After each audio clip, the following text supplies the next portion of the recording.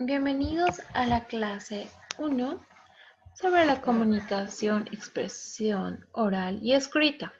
El día de hoy vamos a hablar sobre la importancia de la voz. Muy bien, vamos a dar parte e inicio sobre esta clase. Bienvenidos sean ustedes, estudiantes. Las características de la voz. Las modulaciones, como primera parte, vamos a hablar sobre la velocidad, el volumen, el tono, el ritmo, la pausa y el énfasis. Como se aprecia en la ilustración del aparato fonador, la influencia de la voz implica un recorrido del aire emanando de los pulmones a través de las distintas partes del aparato fonador, siendo la tráquea, glotis, faringe, laringe, alveolos, paladar, la lengua, los dientes, la cavidad nasal y otros. Esto permite darle la forma a las distintas características de los sonidos que compone tanto lo que son las mismas palabras como el discurso en general, ¿verdad? Si no se articula debidamente estos elementos, se escucharía un sonido sin variaciones que conduciría a un discurso aburrido, tedioso y demasiado monótono.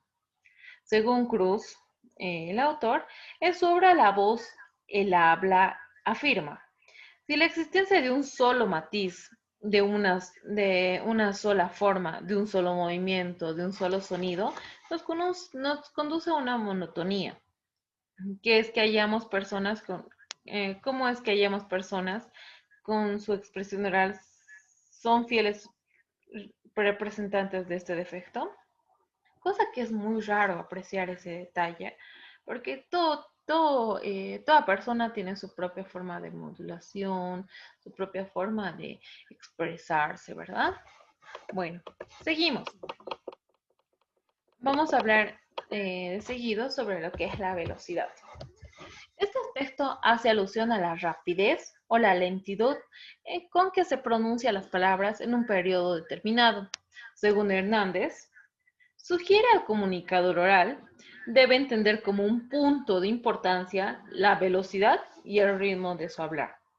Ni tan rápido que fatigue al escuchante, ni tan despacio que provoque una monotonía. Entonces, según ellos, se llegaría a entender que el orador o el comunicador tiene que hallar un punto medio entre ellos para que la misma forma del hablar no llegue a ser ni fatigoso ni monótono, ¿verdad? Seguido de ello, vamos a hablar lo que es el volumen en el momento del habla. El volumen está relacionado con la capacidad del sonido por medio del oído. Se le califica se los califica como fuerte, débil, suave y bajo. Estos calificativos están relacionados con la energía utilizada de la emisión de los sonidos, ¿verdad?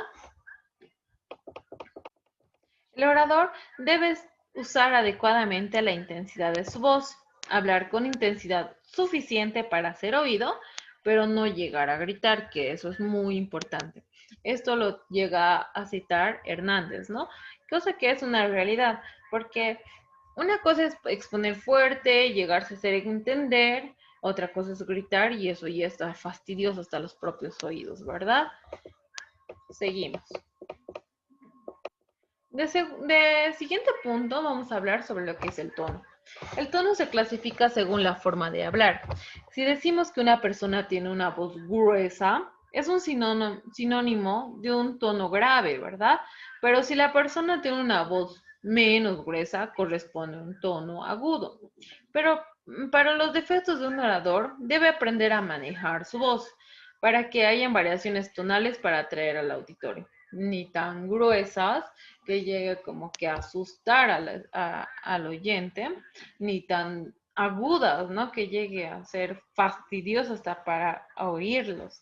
Entonces, Fonseca y otros, según a lo citado, apunta que un comunicador necesita modular para dar un mensaje mayor con más expresividad. según lo que estaba explicando anteriormente, ¿no? Sí, seguimos. Entonces vamos a hablar ahora sobre lo que es el ritmo. La persona que diserta en forma oral debería hacer variaciones rítmicas con su discurso, según las pausas para respirar. En el mismo discurso escrito corresponde a los signos de la puntuación, ¿no? El punto final, la coma, signos de admiración y demás.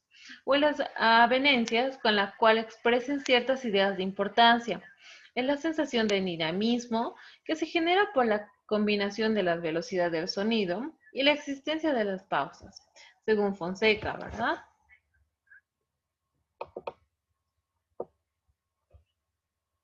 En el siguiente punto vamos a hablar sobre lo que es la importancia de la pausa. Como perteneciente a un proceso, la pausa está relacionada con los demás aspectos nombrados o por mencionar. Sin embargo, está aún más relacionado con lo anterior, pues permite agrupar las palabras con tal forma que el orador pueda tomar aire para continuar con su acto de discurso. Según Hernández, afirma que el comunicador oral debe dejar el tiempo suficiente para poder, con cada sonido, ¿no? Para que cada sonido o palabra o idea se perciban con claridad y no se lleguen a entremezclar según a las ideas que uno llega a tener, en vez de amontonarlas o saturarlas en el discurso, dispersar la información y evitar que los oyentes encuentren su núcleo o su significado. De seguido vamos a tratar sobre lo que es la énfasis. Este aspecto recae sobre la fuerza que se pone en ciertas expresiones del discurso para rescatarlas. Si bien es muy cierto, todas las partes del texto son muy importantes. Algunas ideas sostienen el contenido o mensajes sobre ellas, recaen en el énfasis o su expresividad. Poner énfasis equivalente o subrayar, como en los escritos, ¿verdad?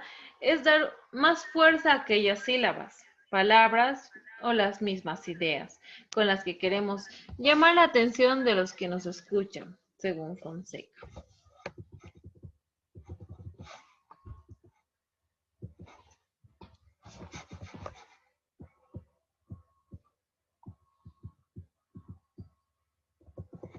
De seguido, ya teniendo conocimiento de todos los sentidos de lo que es la voz, vamos a pasar a lo que es el tema de poner en práctica todo lo entendido el día de hoy.